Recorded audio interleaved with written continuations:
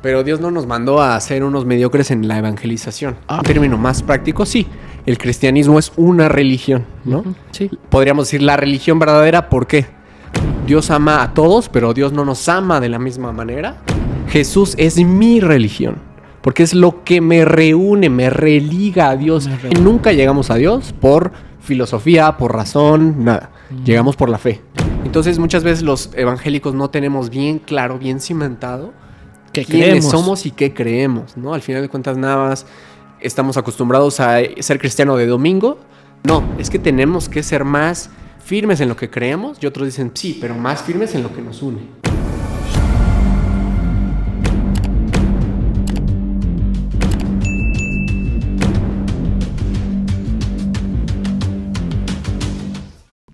Hola familia, ¿qué tal? ¿Cómo están? Bueno, pues otra vez tenemos un gran invitado el día de hoy. Nos acompaña Salomón Velázquez, ¿sabes? Tiene temas muy interesantes que compartir y bueno, el día de hoy vamos a hablar de un tema muy importante. Creo que esto va a quitar un poco de prejuicio de la mente de muchos cristianos.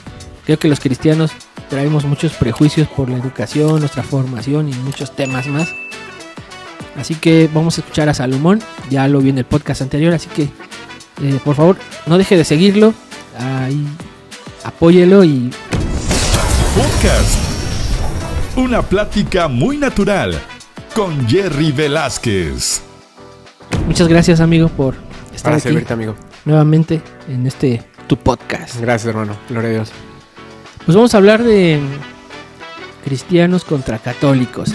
No cabe decir que también eres analista político. Exactamente. Estás estudiando física. ¿Física en qué? Es la licenciatura en física.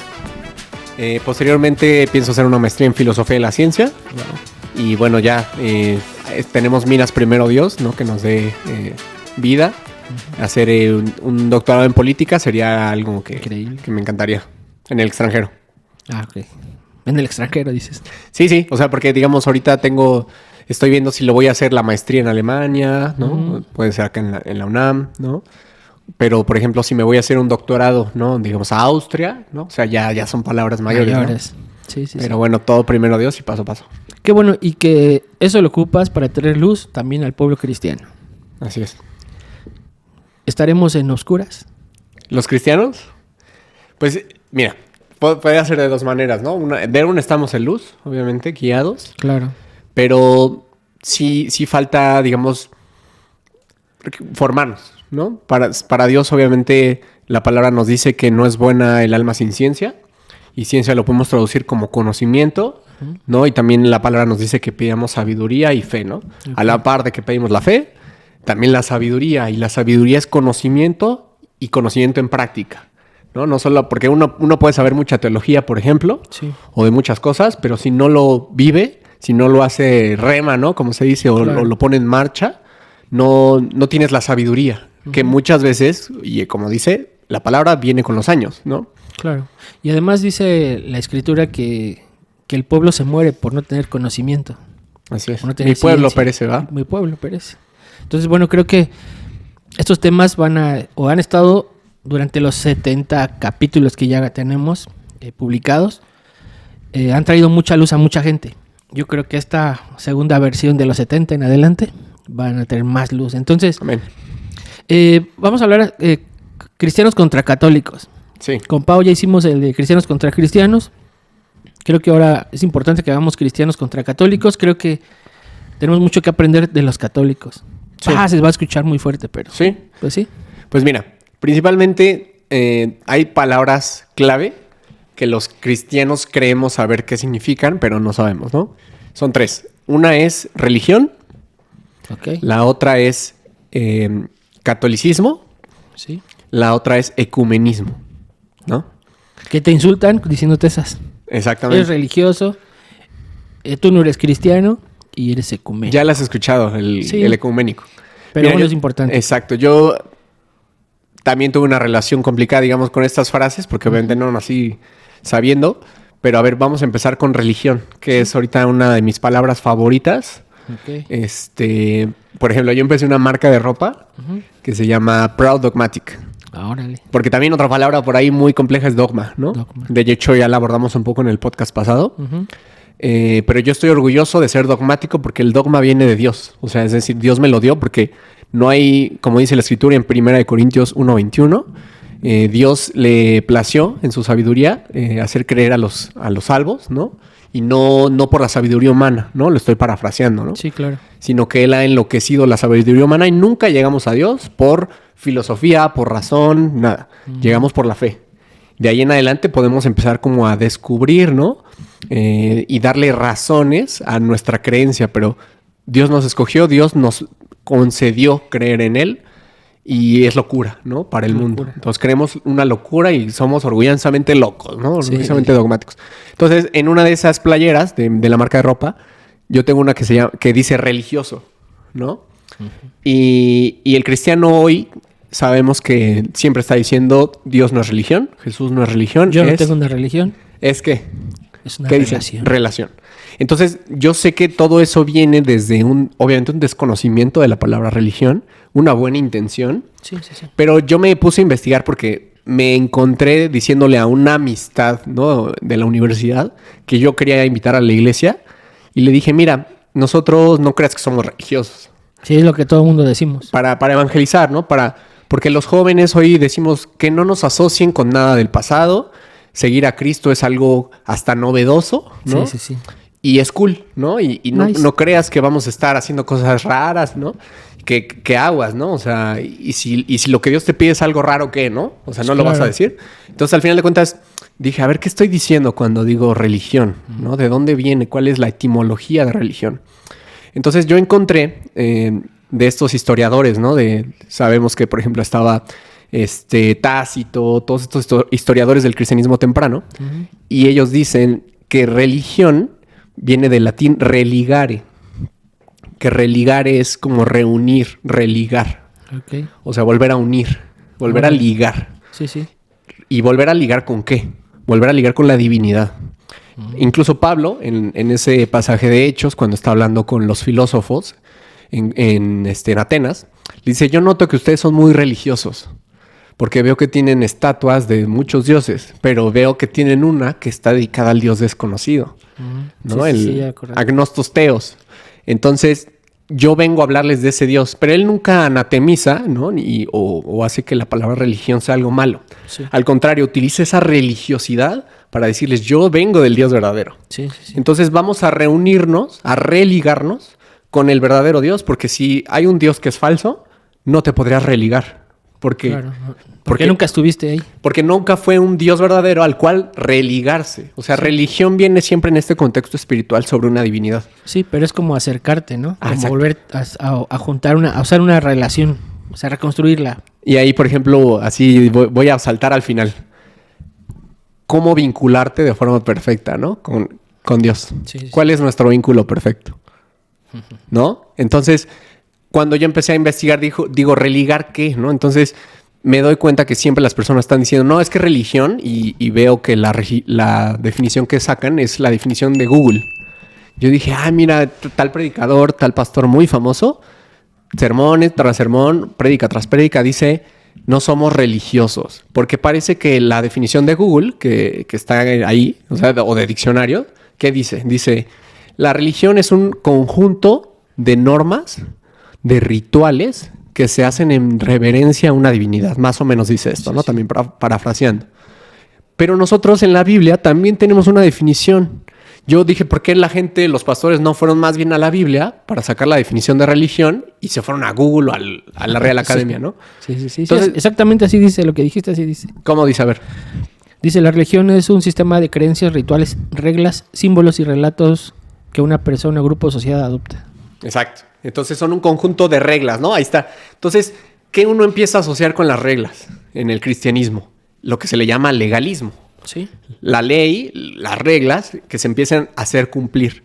Pero a ver, en Santiago 1:26 nos dice, la religión verdadera es esta. Dice, dar abrigo a las viudas y a los huérfanos, ¿no? Y el que se cree religioso y no guarda su lengua, tal religión, o sea, no está diciendo que es mala o buena, tal religión le es vana. Entonces, hay religiones vanas y no vanas, así como hay filosofías vanas y no vanas, ¿no? Entonces, ¿qué sería una religión vana? Sabemos que la palabra vana también tiene ahí toda una etimología que la rescata mucho el libro de Eclesiastés, ¿no? Vano, vano, vano, porque es en vano. Sí, o sea, lo que yo hago no sirve de nada y todo lo que no sirve no viene de Dios, porque todo sirve a Dios, ¿no? Entonces, Wow. Está muy chido eso. entonces, al final de cuentas, por ejemplo, la vanidad de la belleza es en vano, porque vano. ¿de qué sirve la belleza cuando lo espiritual es lo que permanece y lo estético, lo aparente va a caer, a podrirse, ¿no? Entonces, hay religión vana, que es decir, no sirve, y hay filosofía que no sirve. Pero hay la religión que sirve y la filosofía que sí sirve, ¿no? Entonces, ¿cuál es la religión que sirve? ¿Qué es religar? Reunir. ¿Quién nos reúne con Dios? Jesús. Jesús.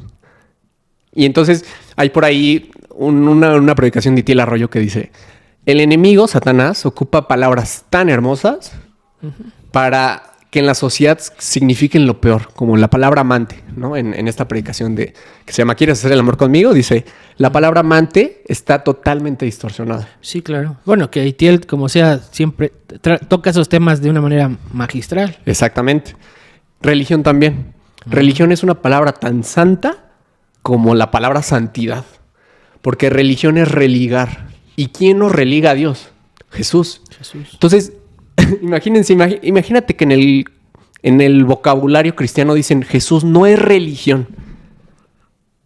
Estás diciendo absolutamente lo contrario de lo que es.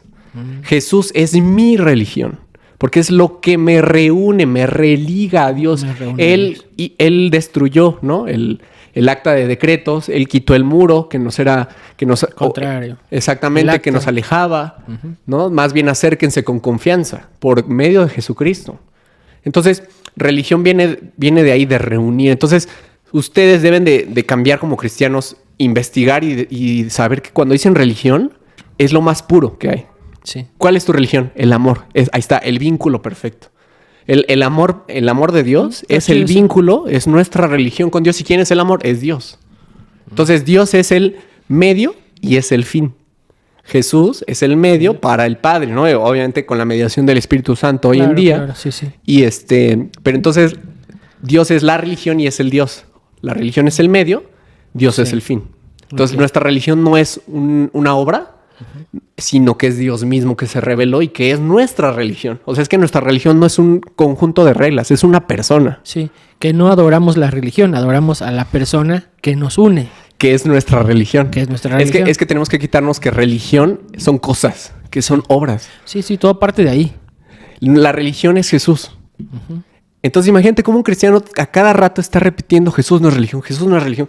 ¿Qué onda? Sí, está por un fuertísimo. desconocimiento. Porque asocian de forma indebida la palabra religión con legalismo. Wow. Entonces, mejor di legalista. No diga religioso. O sea, porque... Legalista. Sí, son dos temas completamente distintos. Mira, nuestra búsqueda es ser religiosos. Sí. ¿En qué sentido? En estar cerca de Jesús. O sea, Sí, la eso relación somos. con Cristo es la religión. No es una obra.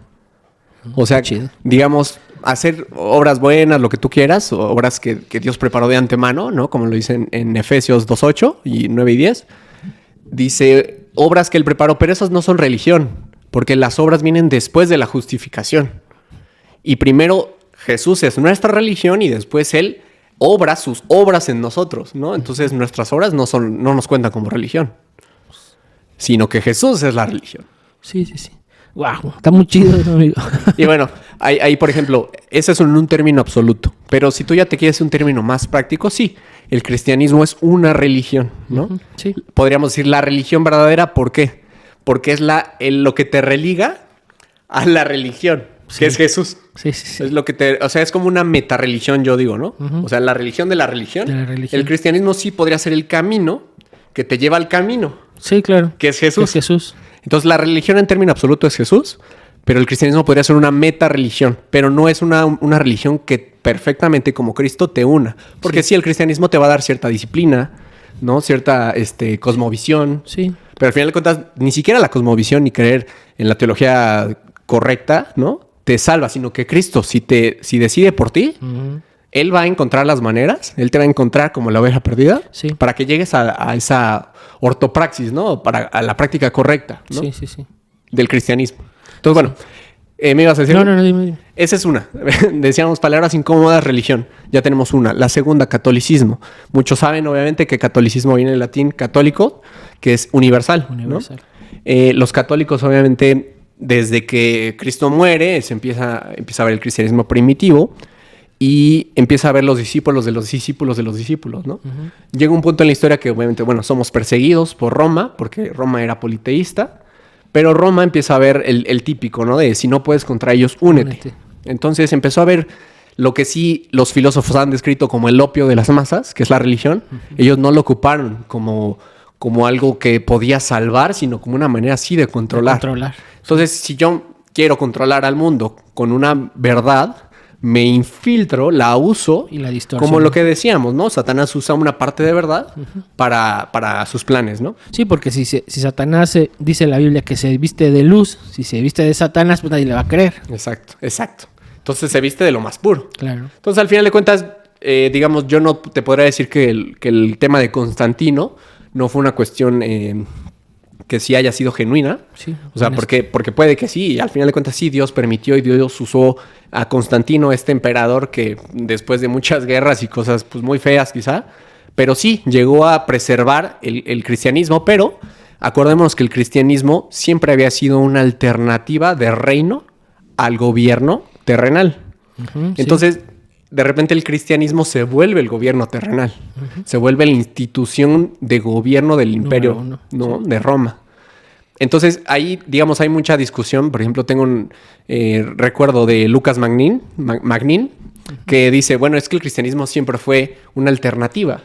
Y dejó de serlo, porque llegó a ser el establishment. Sí. O sea, ya no era el establishment del mundo terrenal para ir al reino de Cristo, sino que ahora el reino de Cristo en la tierra es el establishment terrenal. Uh-huh. Entonces, bueno, ahí tenemos que obviamente la iglesia se habla de un remanente. Muchos evangélicos hablan de un remanente que se mantuvo. Muchos hablan que no, que fuimos católicos todos. Uh-huh. Pero llegó un punto en el que pasó, ¿no? O sea, las aberraciones más fuertes, ¿no? De que los emperadores hacían atrocidades. Sí, en nombre de Dios. Mataban, quitaban reyes, ponían reyes, ¿no? Porque había una cierta teología de lo que atares y desatares, ¿no? Que incluso hasta hoy en día hay para el perdón de pecados y muchas cosas. Sí. Pero llega un punto en el que pasa la Reforma Protestante, ¿no? Uh-huh. Entonces la Reforma Protestante, obviamente encabezada por Martín Lutero, dice, bueno, es que, o sea, no podemos seguir así. Tenemos que regresar a las Escrituras. La fuente digamos, que tenía la Iglesia para abordar cualquier tema era la Escritura y el magisterio, ¿no? Okay. Y la tradición de los padres apostólicos, como San Agustín, uh-huh. ¿no? Todos estos ¿cómo lo podría decir? ¿Eran teólogos? Eran teólogos, sí, claro. Y muchos eran filósofos, ¿no? Sí. Que empezaron a hacer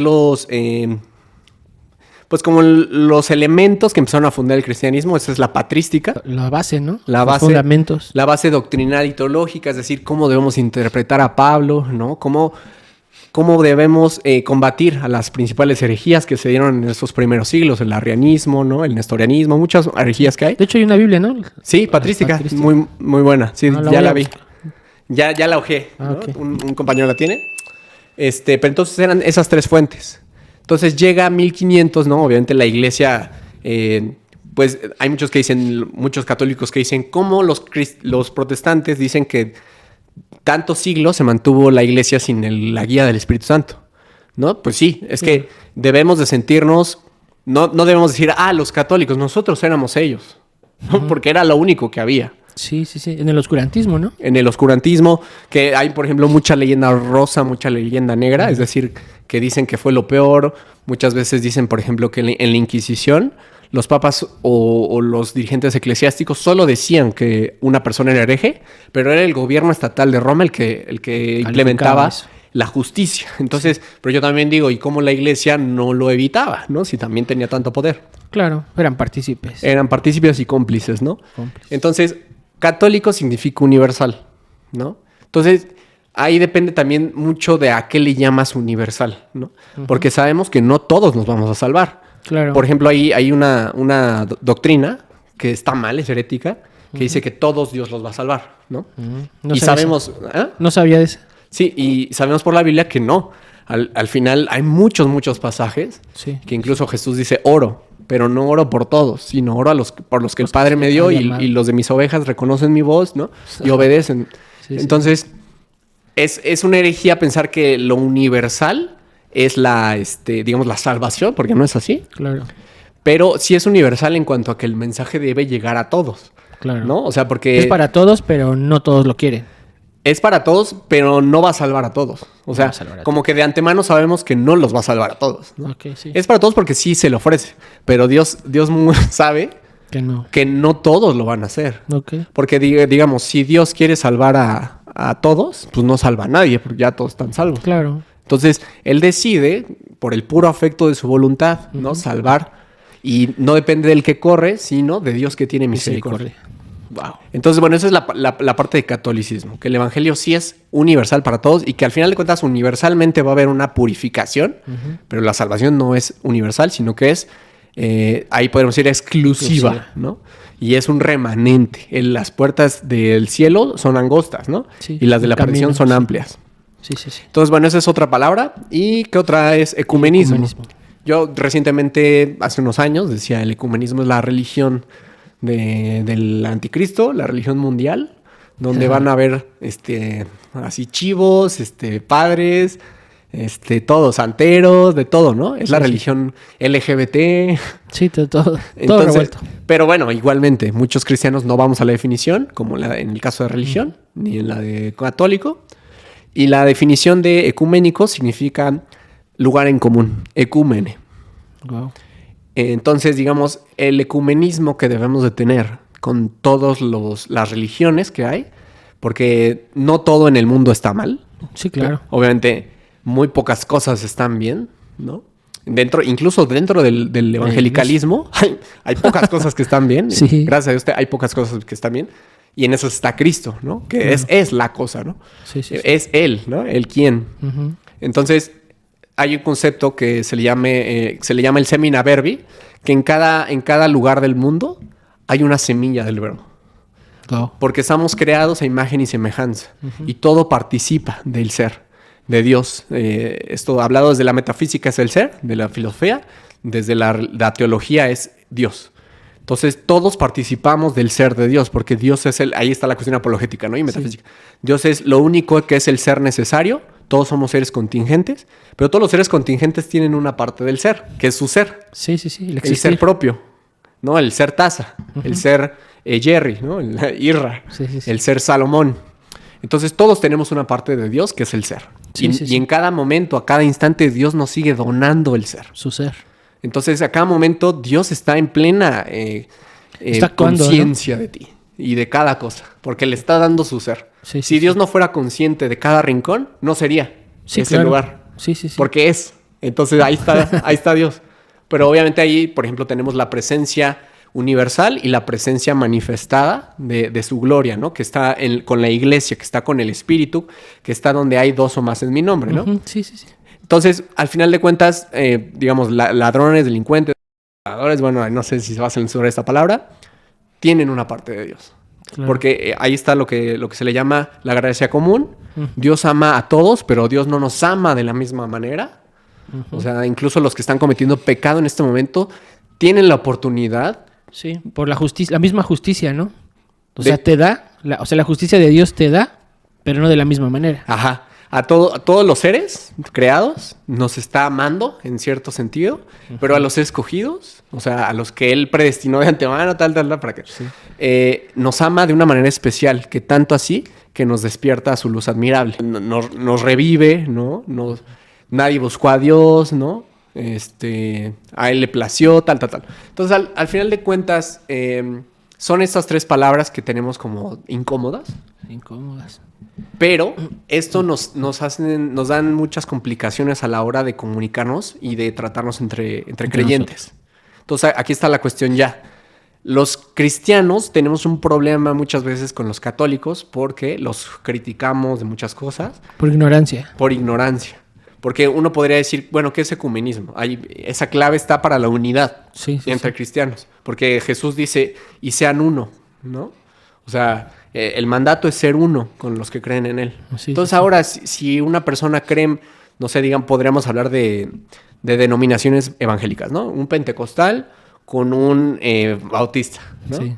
Y que yo ahí teológicamente les puedo decir que tienen mucho más en común de lo que parece. Sí. O sea, los pentecostales tienen mucha teología bautista, pero se critican mucho, ¿no? Porque unos sí son cesacionistas, otros son muy avivacionistas, ¿no? Muy, ¿cómo le llaman?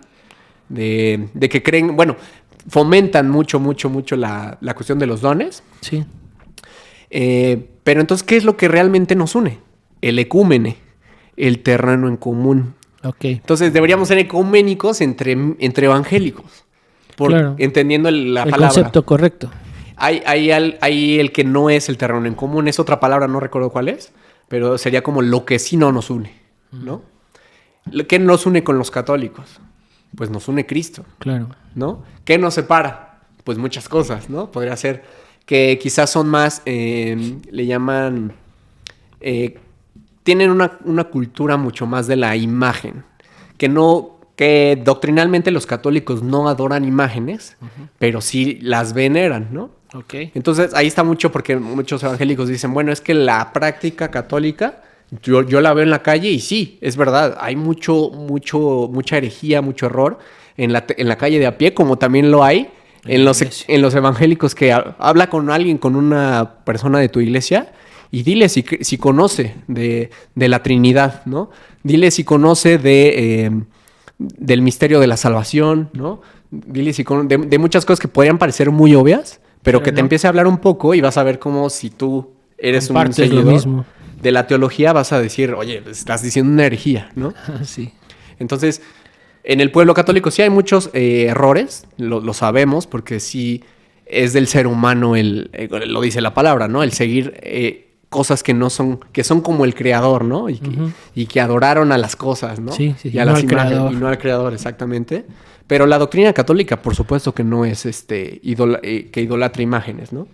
Okay. Entonces, eso es importante. O sea, si tú ves a un católico que está adorando imagen, tú deberías incluso decirle, oye, lee tu catecismo, porque en tu catecismo te limita hasta cierto punto que ya no debes hacer con esa imagen. Wow. Tú puedes ver esa imagen y decir, sí, Santa Ana, ¿no? A ver, ¿qué hizo? Sí. Que te los empiecen a enumerar, ¿no? No, pues fue muy piadosa, le dio de comer a los huérfanos, hizo tal, y hasta ahí, y emula lo que ella hizo, ¿no? Claro. Mira, la palabra es iconoclastia. Los cristianos evangélicos de mucha teología bautista somos iconoclastas. Decimos que nada que se intente emular al creador, que se haga, ni se tenga, ni se vea, ni nada. Muchas veces ni cruces, ¿no? Sí. Que dicen muchos evangélicos, bueno, la cruz la tengo y esa nadie me la quita, ¿no? Pero hay otros evangélicos que dicen ni eso, ¿no? Porque Cristo no está crucificado. Ya no está en la cruz, sí. Pero digamos, o sea, ¿quién adora una cruz realmente? Cuando un evangélico, ¿quién adora una cruz cuando la ve? Pues no. Nadie. Porque estamos muy inmersos en esa iconoclastia. En decir, iconoclastia significa estar en contra de las imágenes. Pero hay una cuestión que es otra cultura, que no es iconoclastia, que es iconográfica, que tampoco llega a la adoración, pero sí a una imagen. A tener una pertenencia con cierto símbolo. Yo, por ejemplo, que tengo mis tatuajes, yo no fui muy iconoclasta al tatuarme. Yo tengo, por ejemplo, aquí el Solus Christus. Sí. y esto para mí me identifica con la sola reformada de solo Cristo. Muchas veces tenemos ese prejuicio, ¿no? Y obviamente yo sé que quizá voy a ser aquí funado entre muchos... ya no quiero oír nada. Exacto. Pero se trata mucho de meterse a la palabra. Obviamente, quien lo hace, quien come, no juzgue al que no come, y el que no come no juzgue al que come, porque el que come lo hace para Dios y para Dios come, ¿no? Entonces, yo podría ubicarme ahí en una cuestión más iconográfica, no tan iconoclasta, ¿no? Para asociarme con mi creencia. Porque incluso hablaba con Pau, que ella me decía, el ser humano tiene esa cuestión de asociarse con sus símbolos. Con símbolos. La bandera patriótica es una iconografía completa de la patria, el águila, los símbolos patrióticos, y eso nos hace una identidad y una pertenencia al país del que somos, del que provenimos, ¿no? Y sin esos símbolos, una sociedad se disuelve rápidamente. Pues es como necesaria a veces. Es necesario para tener una relación entre gente que cree lo mismo, que viene del mismo lugar. Parte de la identidad. El apellido es una iconografía, ¿no? O sea, si tú quieres ser un iconoclasta de que solo Dios, pues no te apegues a tu familia y pues eso no nos manda Dios, ¿no? Claro. A ser tan radicales, ¿no? Pero yo no adoro mi apellido, ¿no? Sí, o sea, ni mi tatuaje, ¿no? Ni creo, o sea, ni creo que es un amuleto. O sea, esto me revela y símbolo tiene una raíz que viene de unir lo espiritual con lo terrenal. Porque el símbolo son dos partes que se unen. Entonces el símbolo me está uniendo una parte metafísica. De hecho, la Santa Cena es un símbolo, es una iconografía que hizo Jesús de su muerte. Estaba conectando una realidad espiritual con lo que estaba pasando con el pan y el vino. Y dijo, y hagan esto en mi nombre. Muchos evangélicos decimos, no, pues es el único sacramento, que así se le llama, que yo hago, ¿no? Entonces, bueno, ¿qué me querías decir algo? No, estoy escuchando. Tenemos que entonces encontrar todas esas cosas en común con todos. O sea, no solamente con los católicos, incluso, o sea, ahí les va esto que es como fuerte, ¿no? ¿Cómo hablarle a un testigo de Jehová, no? Como muchos dicen, tenemos que predicarles a los testigos de Jehová.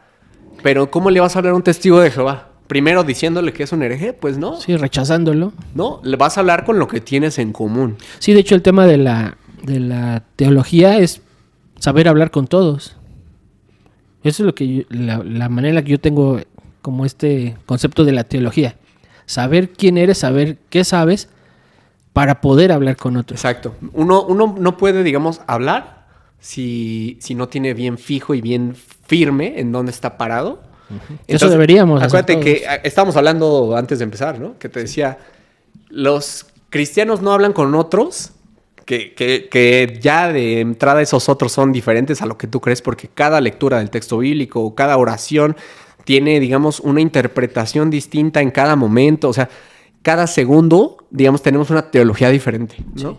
O sea, obviamente no estoy hablando en término absoluto, sino que en cada momento tenemos una conversación con el espíritu de lo que creemos, de cómo trata con nosotros. A eso me refiero con una teología. O una revelación constante cada vez que lo lees. O una parte diferente del texto, ¿no? Exacto. Entonces, si uno no tiene bien claro lo que es, pues no puede hablar. Porque ¿de qué habla si no está parado en ningún lugar?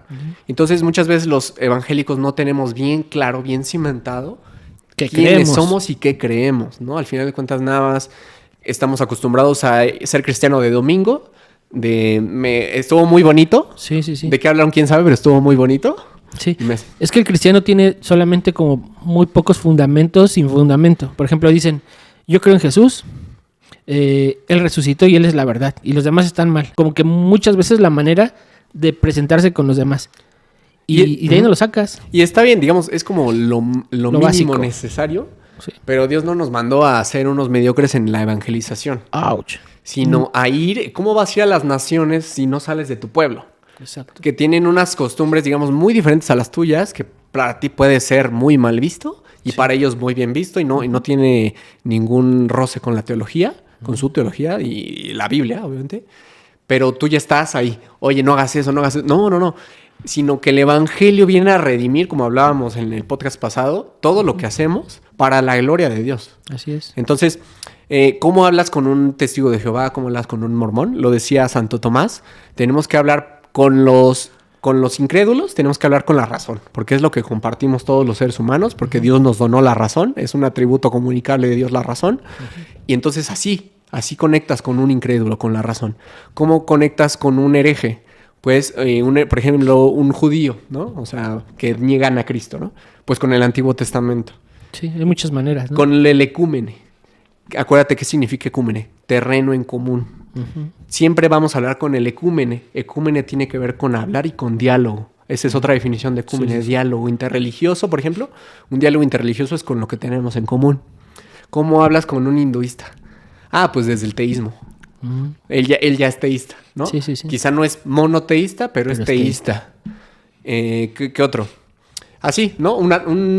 Quizá un satánico, ¿no? Pues desde la creencia de la espiritualidad.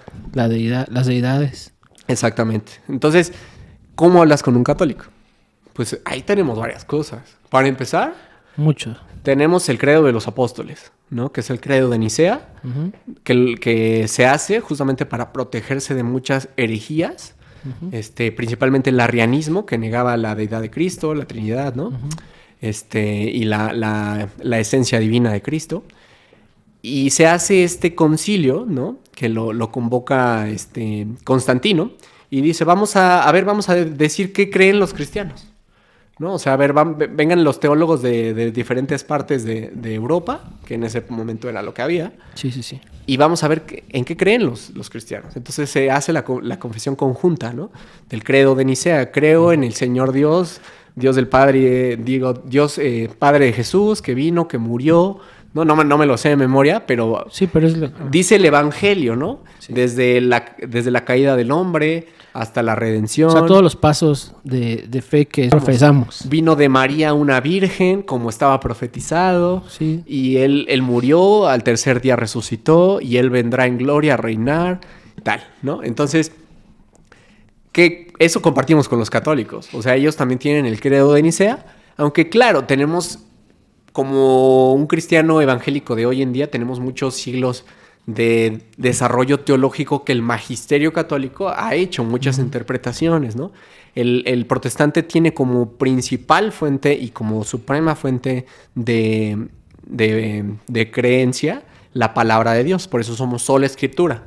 El sola escritura se confunde con el soloísmo bíblico, porque soloísmo bíblico es solamente voy a ir a la escritura. Ok. O sea, no leas nada más, todo está en la escritura. No, nada más Que ese es un error, ¿no? Es un error. Porque sola escritura significa que la escritura es la máxima autoridad infalible que debemos seguir. Pero eso no significa que no escuches lo que dice tu pastor, ¿no? Sí, sí, Porque obviamente lo que dice, un consejo que te puede dar tu pastor, obviamente no está literalmente escrito, pero puede estar en consonancia. Si tú vas a la escritura, tiene que estar en último término en consonancia con eso. Es decir, la iglesia también es una fuente, ¿no? Podrías leer Por eso dice la palabra que te congregues. Ujú. Sí, porque la iglesia también, la comunidad de fe, también es una parte del pueblo de Dios, del cuerpo de Cristo, ¿no? Pero no es la palabra de Dios, que es infalible, que ya está escrita, que ya está revelada, ¿no? Por ejemplo, podríamos leer algún papa católico, ¿no? Escudriñarlo, como lo hacían, como le recomienda Pablo, escudriñadlo todo y retener lo bueno. Wow. Tú obsérvalo todo. Porque hay en todo, acuérdate que en todas partes de la humanidad, del mundo, de la historia, tenemos el semina verbi, las semillas del verbo, desde la donación del ser hasta muchas otras cosas que se van encadenando en cuestiones que son verdaderas, pero escudriñarlo todo y retenerlo bueno. Entonces, tú vive la vida, o sea, y por eso no se me entienda de desbócate y hazlo, Claro, sí. sino que disfruta de lo que, porque Dios te ha dado todo esto, obviamente no para que lo utilices de una forma libertina, sino para que tú lo escudriñes todo. Sí, claro, para que investigues, ¿no? O sea, creo que el parte de leer otras cosas es investigar, no es entretenerte, es más como el aprendizaje. Sí, o sea, aprender y no cerrarse. Sí, porque el cristiano normalmente somos, porque, amigo, yo desde que empecé con los podcasts, a mí la mente se me ha abierto de una manera increíble. Porque el cristiano es como ese clásico valiente, pero cuando está fuera de su área, todo está temblando. Claro. No sé, esa es la perspectiva Sí. que yo tengo del cristianismo. De Sí. algunos, ¿no? Obviamente no todos. No. El cristiano, imagínate si el cristiano va a ser un rey y un sacerdote.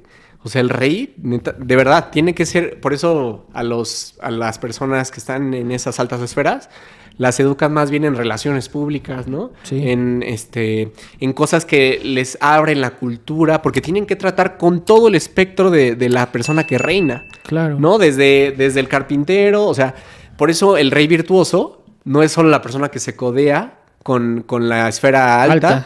Sino que le mete mano, que sabe de caballos, sabe de vinos, ¿no? O sea, de muchas cosas, porque le va a hablar y va a gobernar sobre gente diversa. Sí. ¿No? Que conoce todos los mundos de la sociedad. Todos los mundos, todas las esferas, Todas ¿no? las capas. Exactamente. Entonces así debe ser el cristiano, prepararse para reinar, o sea, prepararse para conocer y sí, para desgranar el trigo de la cizaña, ¿no? Para decir esto, ahí se está colando algo que puede ser bueno, pero hay que hacer una disquisición y decir, esto no está tan bien, ¿no? Wow. O sea, el tema del alcohol, ¿no? Hay muchas cosas que el cristiano, como dices, ¿no? Los tatuajes, ¿no? Que muchas veces limitan a que el evangelio se propague, ¿no? Sí, la palabra sí. sabemos que dice judío como al judío, griego como al griego, ¿no? Obviamente te digo con las disquisiciones que hay que hacer, ¿no? Entre cuidar también la mente de las personas que están en la iglesia. Sí. Entonces, al final de cuentas es eso, hablar desde lo común, el ecúmene, ¿no? El ecúmene. Por eso cuando Marcos Witt le dieron sus Grammys, le decían ecuménico. Podría sonar razonable, pero muchos lo tomaron como una ofensa. ¿Por qué? Porque había algo que los unía, ¿no? Que sería la música, el ambiente, el medio. Sí, es que digamos, ahí tenemos que entender que sí hay una ortodoxia que tenemos dentro del protestantismo, dentro del evangelicalismo, que tenemos una tradición histórica muy rica, ¿no? Que sí hubo un momento en la historia, y yo te lo podría decir hoy día, ¿no?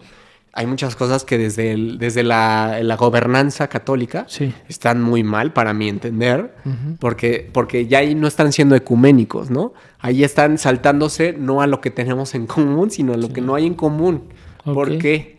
Porque tenemos esta interpretación más libre de la Biblia en cuanto al magisterio católico, cuando el evangélico sí es más, no, a rajatabla, ahí está escrito, ahí está escrito. Sí, más cuadrado. Pero dentro del cuadrado, dentro de la palabra que tenemos, hay un universo abierto. Pero el chiste es hablar de lo que tenemos en común, nunca salirnos de lo que está en común. Pero es muy grande lo que hay en común. Podemos disfrutar casi ilimitadamente, o sea, porque Dios para eso creó las cosas. Sí. Ahí sí tenemos que revisar muy bien como dice la frase, el diablo está en los detalles, ¿no? Sí. Hay pequeños detalles que nos van a torcer completamente nuestra teología. Entonces, disfrutar de lo que vamos aprendiendo de la palabra. Sí, como ahorita recientemente el tema de la Navidad. O sea, cositas tan chiquitas que te van a sacar. Sí, que te van a hacer ver como que le llaman, ¿no? El fanático, el fundamentalista, que el fundamentalista... Está bien ser fundamentalista, pero ahí está, ¿no? Otra vez. Se desvía porque el fundamentalista hoy en día es como que no está abierto a nada. Como que solo lo que él cree y los demás ya váyanse, ¿no? O sea, entonces, te estaba hablando del catolicismo. Sí hay cosas que tenemos que decir que están mal desde nuestra trinchera. Sí. Pero también, como lo dice en la palabra, ¿no? En Pedro dice, reprended, pero con espíritu de mansedumbre, ¿no? O sea, sí hay que decir las cosas, pero ¿cómo hizo Jesús? Pero sabios, ¿no? Sabios. De una manera inteligente. ¿Cómo hizo Jesús? Primero aceptación, después formación. Primero le dicen, yo no te condeno, ¿no? Ah, sí. Pero no peques más. Sí, ¿no? O sea, primero te recibo, te escucho, nos hacemos amigos y después te enseño. Sí. O te abro de lo que yo tengo. También ábreme, y ahí en ese intercambio, en esa conversación, como tú y yo estamos teniendo ahorita, ¿no? Estamos creciendo en todo sentido. Gracias. O sea, yo estoy aprendiendo de lo que de tus preguntas, se me ocurren más cosas, a ti también, ¿no? Y por eso el ecumenismo, muchos, ahorita está de moda en redes sociales la alianza ecuménica, liderada por Jonathan Ramos, ¿no? Y ahí tenemos otro, digamos, defensor evangélico, ¿no? Que es Edgar Pacheco, por ejemplo, que hay una puja ahorita ahí. Pero el ecumenismo sí es el diálogo, ¿no? Y que, claro, muchos dicen, no, es que tenemos que ser más firmes en lo que creemos. Y otros dicen, sí, pero más firmes en lo que nos une, ¿no? Y obviamente bien parados desde donde estamos cada quien, porque como te decía, si no tienes bien... El católico no está bien parado, no te va a servir para una conversación entre evangélico o católico. Necesitas un católico bien cimentado, porque bueno, ponle que no esté bien cimentado y le vas a decir, mira, el catolicismo dice casi que adores imágenes y tal, y lo va a leer en la Biblia y va a decir si es cierto. Y él sin un fundamento en el catolicismo se va a volver evangélico. O el evangélico que no está formado, se va a regresar. Está débil, va a decir, sí es cierto, en el catolicismo nunca me dijeron que yo adorara imágenes. Era un error práctico que yo estaba malentendiendo, porque sí, como está escrito en la Biblia, la ortodoxia católica dice, no adorarás imagen, ¿no? Entonces, el catolicismo también tenía la razón, Y ellos, pues casi que me vendieron a los católicos como Humanos. demoníacos, ¿no? Aunque claro, bueno, por ejemplo, ahí hay cierta escatología, ¿no? Que dice que el anticristo y que va a venir de aquel rey, ¿no? Que quizás se asocia que viene de Roma, entonces Roma es la iglesia católica hoy en día, porque sí, ¿no? Es la representación última de Roma hoy en la sociedad. Pero digamos, esas ya son teorías que si tú te metes ahorita a hacer profecía y te falla, pues quedarás como falso profeta, ¿no? Ay, amigo, creo que estamos muy faltos de entendimiento y sobre todo faltos de amor, porque yo creo que cuando hablamos de esos temas mucha gente brinca, Claro. pero realmente nuestra relación y nuestro contacto en el mundo laboral, en la escuela, con nuestra familia, todo el tiempo tratamos con católicos. O digo, la con mayoría. ateos. O con ateos. O con satánicos, ¿no? Sí, que no sabemos, pero Exacto. nuestra relación es buena. Pero yo creo que hablando de estos temas, teniendo un buen fundamento, puede ayudarnos más que destruirnos, ¿no? Sí, o sea, tenemos que ir y predicar el evangelio. ¿Sí? Pero sobre todo en el conocimiento y en el amor, ¿no? En el conocimiento y en el amor. Porque normalmente alguien ignorante no tiene amor. Ajá. O sea, va más relacionado la falta de amor con la ignorancia que el conocimiento con el amor. Pues acuérdate que yo, bueno, en el podcast pasado te decía que la definición como clásica de amor que me la robé, no sabía que me la había robado de Tomás de Aquino, que es una decisión moral trascendente. Sí. Entonces, para amar sí tienes que estar bien formado y bien, digamos, experimentado, porque la voluntad no se forma de la nada, ¿no? Es un proceso. Es un proceso. La moral, si no entiendes de ética qué es la moral, y si dices la moral es relativa, ¿no? Que en el podcast pasado también te decía, la moral está unida, sí es relativa, pero relativa al objeto. Sí. O sea, entonces es objetiva, no es subjetiva. Sí es relativa, pero relativa al objeto que se esté estudiando. Sí. Pero el objeto es objetivo. Sí, entonces la moral aquí en este vaso es parte del objeto. Claro. Es una y no más, ¿no? Ahora que si tú le quieres sacar la esencia a la cosa, se vuelve inmoral. Entonces, imagínate, tú deberías saber ya que la moral es objetiva. Sí, claro. No relativa. Ahora, voluntad, decisión moral trascendente. ¿Qué es lo trascendente? Lo que no te limita, lo que no depende, lo que no cambia, lo que no pasa. Entonces tú tienes que tener un entendimiento de qué es eso, ¿no? Claro. Sí. De qué es amar cuando me caes mal. Amar no solo como eres mi amigo, claro, sino cuando eres mi enemigo. Trascendentemente o independientemente de que seas mi enemigo. Entonces es un trabajo amar. Es un trabajo de la voluntad, de la razón, de la voluntad y del espíritu. Y de que Dios tiene que trabajar contigo. Te tiene que, digamos, trabajar, ¿no? Así, hacerte ensuciar las manos para que entiendas cómo Dios te amó aún siendo alguien malo, ¿no? Sí. Por eso yo siempre he creído que la formación en casa, cuando te enseñan valores, cuando te educan, cuando sabes de principios, cuando te ponen reglas, límites, siempre vas a saber amar. Hace poco estaba preparando una enseñanza para hombres y yo veía esa falta de valores por la falta de formación. No sé si sea correcto. Sí. Pero la falta de formación, uno aprende a ser hombre o aprende a amar porque sabes los valores. Sabes tus límites y sabes tu responsabilidad. Sí, por ejemplo, hay muchos pastores hablan, ¿no? De mi pastor, por ejemplo, que es como muy de antes y está bien, porque es verdad y a veces uno como joven dice, ay, ¿no? Pero de repente se da cuenta que es verdad, que no vivimos tal cual en un patriarcado, ¿no? Sí. Sino que más bien era un matriarcado, ¿no? Sí. Que quería, digamos, suplantar al hombre en ciertas cuestiones y hegemonizar la autoridad en la casa, ¿no? Porque sabemos que todos somos caídos y hombres tenemos nuestras debilidades y mujeres las suyas. Y una que hay en las mujeres es la de ese rol rebelde de querer tomar el papel que Dios le dio a Adán, ¿no? Sí. De decidir. Entonces, por ejemplo, ahí hay un gran tabú, ¿no? No dejo que las mujeres enseñen, ¿no?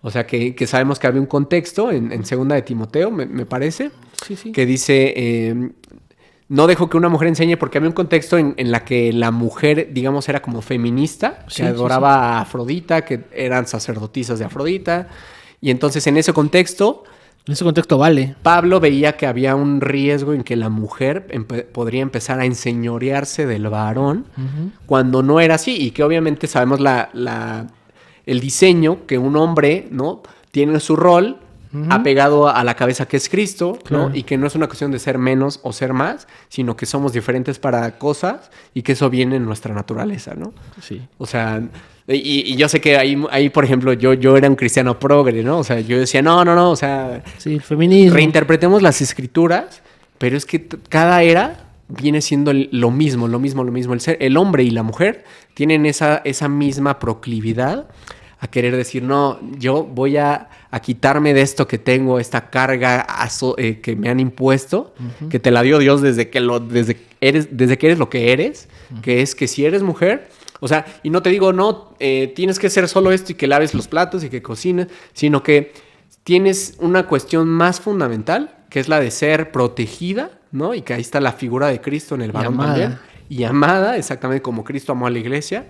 Y ser tratada, ¿no?, como vaso frágil. Y yo sé que no todas las mujeres, digamos, son así, pero sí tienes que encontrar el punto donde Dios te conquista el corazón y donde encuentras quién Dios te dio la oportunidad de ser y de disfrutar esa feminidad, el hombre disfrutar esa masculinidad, porque cuando queremos intercambiar esos roles, sufrimos y decimos, oye, no soy, digamos, reconocido, no me siento útil, ¿no? Entonces, que a Dios nos trabaje a los hombres nuestra masculinidad, sacar el pecho, ir a pelear, ¿no? O sea, no literalmente, sí, pero los roles que cada uno le toca. exactamente, ir por el sustento, ¿no? Que la mujer en la que tenemos plena comunicación pueda criar a un varón, ¿no? Entonces son muchas cosas que Dios planificó, pero se van descomponiendo. Ay, amigo, no manches. Estoy sorprendido. He aprendido muchísimo. Se nos acaba el tiempo de televisión. Rápido te pregunto, ¿cuál fue el punto clave para dejar de ser un cristiano progre en tu vida? ¿Cuál fue el chispazo que pasó en tu corazón, en tu vida, en tu mente? Pues eso que yo te comentaba en el podcast pasado, de que yo decía, yo creo que el amor es amor. Y por eso es tan fuerte, ¿no? Porque o sea, el concepto fundamental en el que deberíamos estar formados es en la definición de amor. Okay. En esta que hemos estado dando en este podcast, ¿no? El amor no es un sentimiento, no es sexo, no es erotismo, sino que el mismo debería primero tener al amor dentro de la persona a quien amas, ¿no? Claro. Para tener una sola pareja, digamos, en ese contexto de la sexualidad, ¿no? Sí. Y del romance y de la emoción, ¿no? Entonces, yo creo que dejé de ser progre en ese sentido cuando empecé a encontrar en la teología y en la filosofía que hay una disputa filosófica que muchas veces no nos damos cuenta por dónde nos está pegando, porque los medios obviamente nos dicen, esto es normal.